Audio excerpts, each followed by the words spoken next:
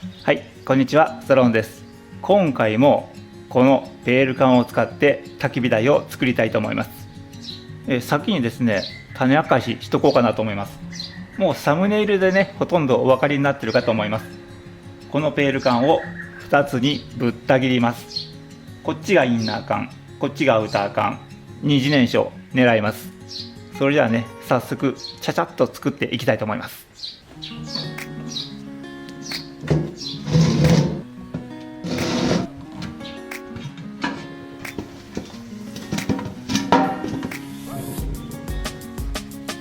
蓋もね、中身もきれいに掃除しました。今回はですね、今回はというかね、今回もなんですけどね、ほとんど捨てるところないです。前回はね、この蓋とか使わなかったんですけど、今回はね、この蓋も使っちゃいます。まずね、本体の加工の方からいきたいと思うんですけど、このねペール缶をほとんどね2つにぶった切るんですけど、真っ二つに切っちゃうとダメなんですよね。なので半分よりもちょっとしたこの辺りかな、この辺りをカットします。カットしちゃうと二次燃焼用の穴をね、ここにこうポチポチポチって開けるんですけど、それ開けにくくなります。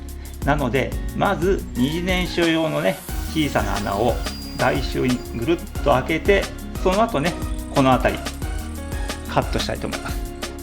こうやってね測ってみますとね、全長が約36センチあるんですよね。半分に切るとしたら18センチ。でもこれだとちょっとね不具合があるので13センチかな、この辺りカットしようかなと思います。ほぼ3分の1に近いあたりですかね。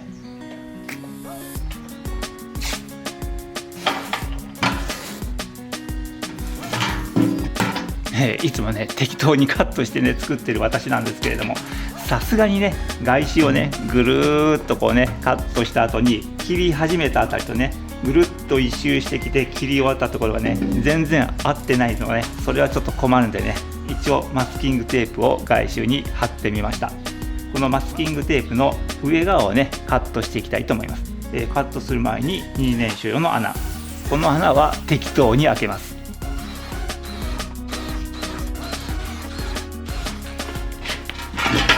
はい、二次燃焼用の穴開きました。外から見るとねバリがなくて綺麗なんですけど、内側はねさすがにねバリだらけですね。これはね仕方ないです。諦めます。それではねこのマスキングテープの上側、ここをねカットしていきたいと思います。緊張するんですよねこれ。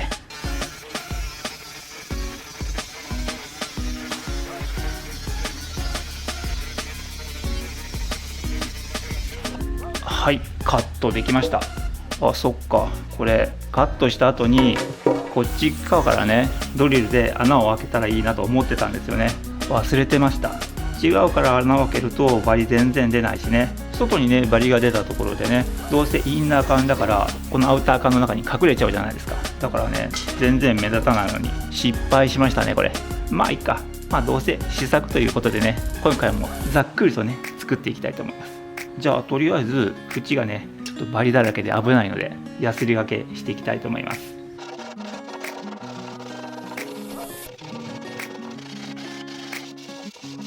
バリがすごかったんですけどね、ヤスリかけると意外とね綺麗になりました。良かったです。はい、それではねいよいよ正面のね空気穴開けていきたいと思います。もうねここは適当です。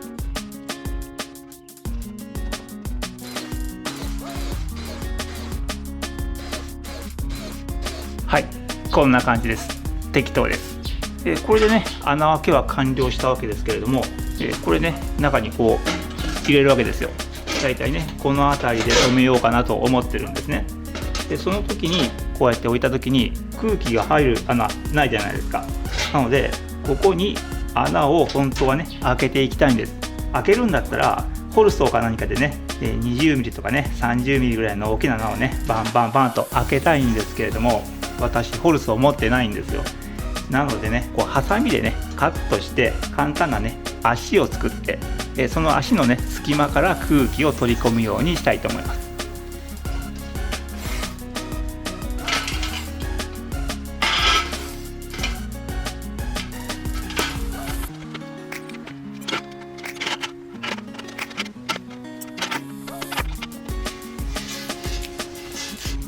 いつになくね丁寧な仕事をしてますけど、私の丁寧さはこれが限界です。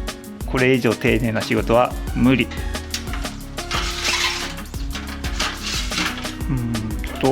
このラインを合わせるような形でこう中にねすっぽりと入れて、4箇所ぐらいねボルトとナットで留めようかなと思います。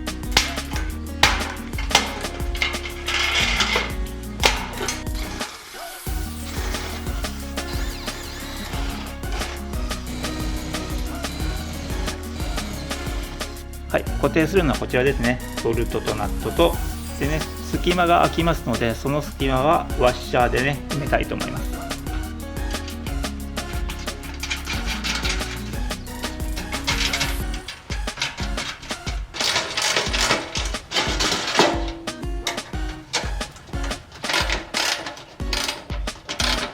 はい、なんかこんな感じです。ちょっとね残念なことにですね、ここクリアランスいい感じで来てるじゃないですか。ずーっと来て、ここねクリアランスゼロです。せっかく穴を開けたのに穴がね塞がっちゃってます。私の工作なんでね、こんなもんなんですこれはね我慢です。しょうがないです。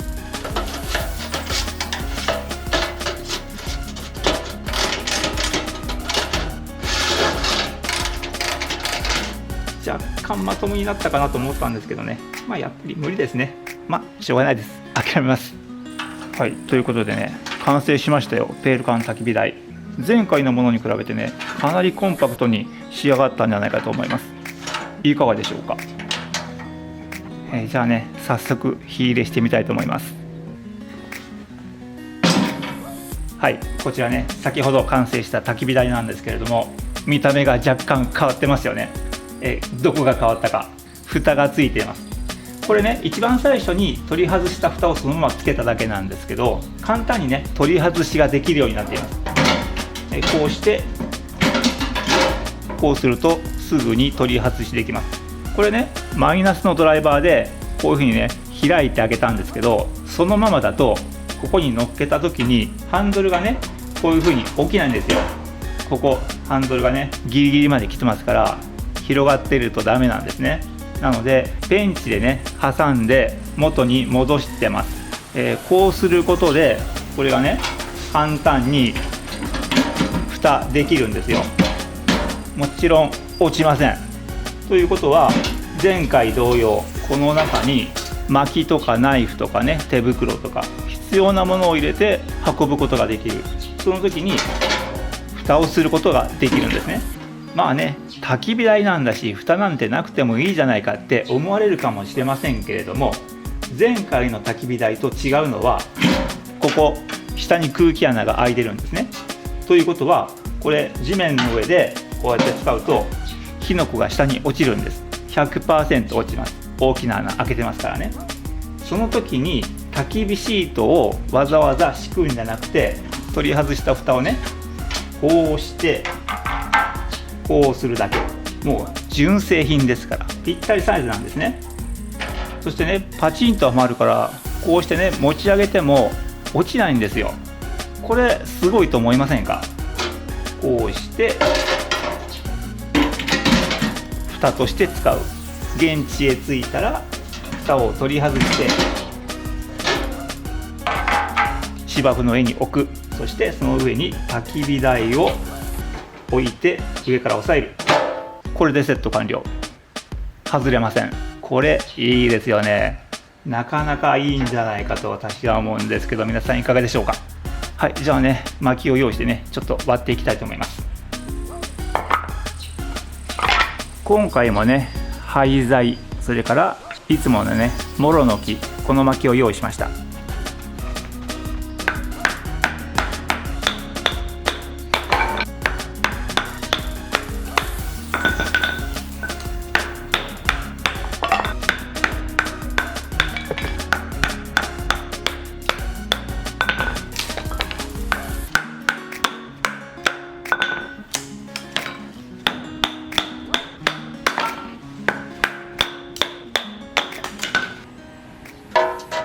あら、これ薪が長すぎてですね着火剤届きませんね。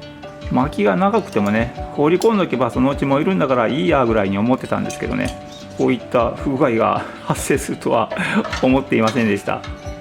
こうやってね端っこの方に寄せてこうしてあげれば、そのうち燃えるんじゃないでしょうか。焚き火はね焦らずじっくりと楽しむのがポイントですからね、そんなにイライラしてはいけません。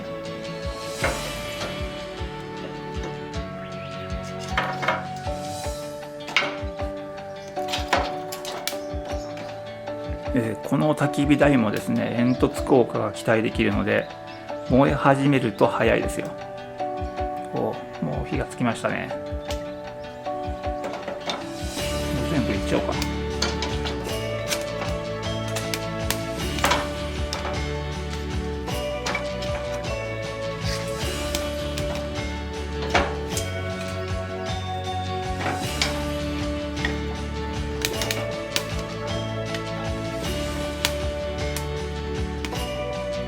今ね焚き付けですね、煙突が全然ないところで燃やしてますから、もう平置きの焚き火台と全然変わらない状態、煙もくもくですよね。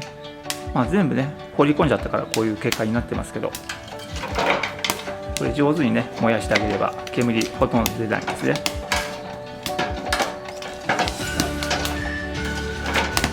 火がついたので立てていきます。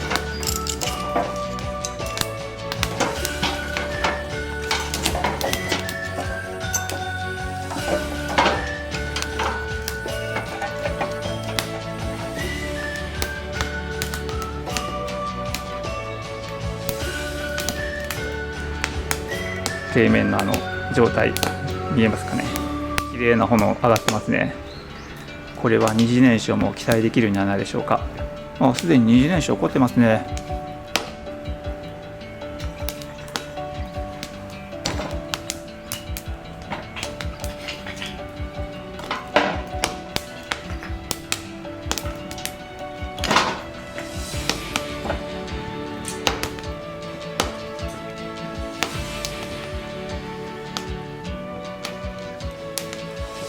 ちょっと見えにくいですかね。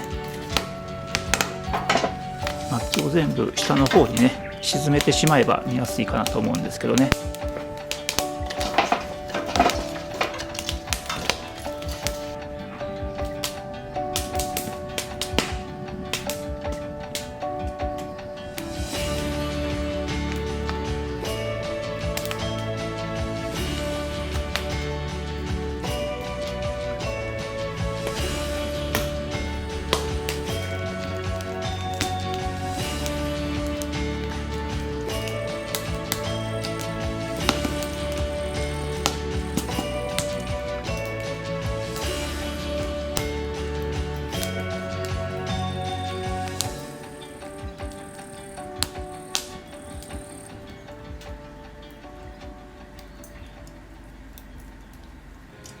残念なことにですね、この取っ手の部分プラスチックのね白いやつがねここについてたんですけれども溶けちゃいましたね。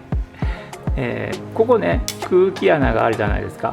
で火底はねだいたいこの辺りぐらいまでということでね、ここから下はね熱があまり来ないからソロストーブと同じような原理でねそんなに熱くならないんじゃないかって思ってたんですよ。なので取っ手の部分もね前回同様全然手を加えずにそのままにしておいたんですけど、全部溶けちゃいました。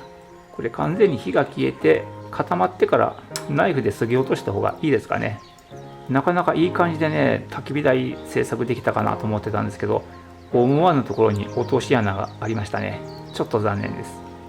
はい、ということでね、今回はベール缶を使った焚き火台第2弾、前回よりもねよりコンパクトになってソロでもね使いやすいサイズの焚き火台に仕上がったんじゃないかと思っています。こんな風にね蓋を利用することで地面やね芝生とかをねそういったものを傷める心配もありません。火床からね地面までそれなりに距離があるのでね、もともとダメージは加えにくい設計のつもりなんですけれども、この蓋を利用することでね、さらに安心してねキャンプフィールドでも使えるんじゃないかと思っています。多少の煙突効果もあってねめちゃくちゃよく燃えてくれました。